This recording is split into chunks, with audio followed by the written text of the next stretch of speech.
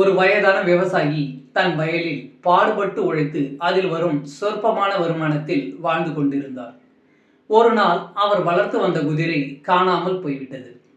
தகவலை கேள்விப்பட்ட அக்கம் பக்கத்தில் வசிப்பவர்கள் என்ன ஒரு துரதிர்ஷ்ட நிலை என்று பரிதாபமாக விசாரித்தனர்.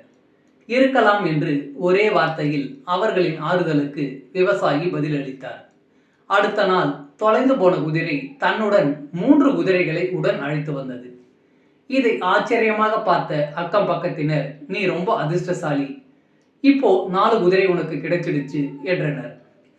தனக்கு கிடைத்த அதிர்ஷ்டத்தை பெரிதாக எடுத்துக்கொள்ளாமல் மறுபடியும் இருக்கலாம் என்று கூறி முடித்தார். ஒரு வாரத்திற்கு பிறகு விவசாயியின் மகன் குதிரையை வேகமாக ஓட்டி சென்று தவறுதலாக கீழே விழுந்து காலை உடைத்துக் கொண்டான்.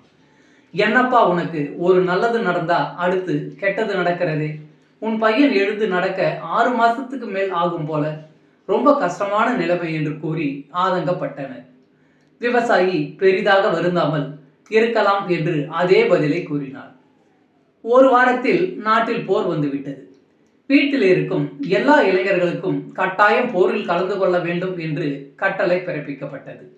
வீடு வீடாக இராணுவத்தினர் புகுந்து இளைஞர்களை அழைத்து சென்றனர். ஆனால் அந்த ஏழையின் மகனுக்கு கால் உடைந்திருந்ததால் அவனை மட்டும் அழைத்து செல்லவில்லை. அந்த விவசாயியின் அதிர்ஷ்டத்தை கண்டு ஊர் மக்கள் புகழ்ந்தனர். இப்பொழுதும் அந்த விவசாயி இருக்கலாம் என்று கூறினார். அவர் ஏன் எல்லா சூழ்நிலைகளிலும் ஒரே மாதிரியான சமமான மனநிலையில் இருந்தார்? காரணம் உண்டு.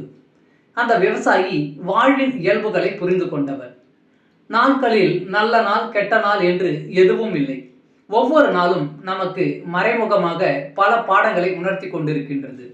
நல்லது கெட்டது இரண்டும் நாணயத்தின் இரு பக்கங்கள். கஷ்டமான சூழ்நிலைகளில் அது நிரந்தரம் அல்ல, நாளை என்று ஒன்று இருப்பதை மறக்க வேண்டாம். நன்றி. வாழ்க வளமுடன்.